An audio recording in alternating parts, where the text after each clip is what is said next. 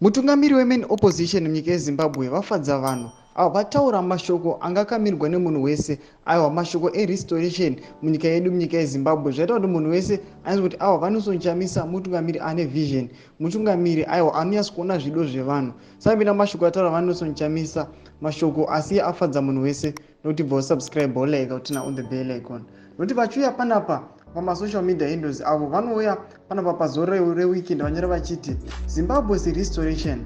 Our God will use Zimbabwe as a precious stone.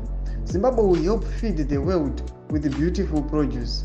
The curse is broken. The land will produce gold and silver, and the new factories will be built. The citizens of Zimbabwe will be united, dignified, and prosperous.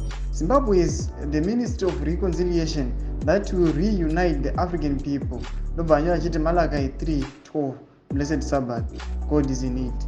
Ndo mashoko anotoka vaNelson Chamisa aiwa mashoko ekuti munhu wese abva yakati vaNelson Chamisa vanozoziva kuti Zimbabwe ine potential yekufeeda the whole of Africa and the whole of the whole world at large. Ndo mashoko anotoka vaNelson Chamisa. Saka tudze mafungiro enyu abvina comment section medu. Saka no subscribe or like, so turn on the bell icon.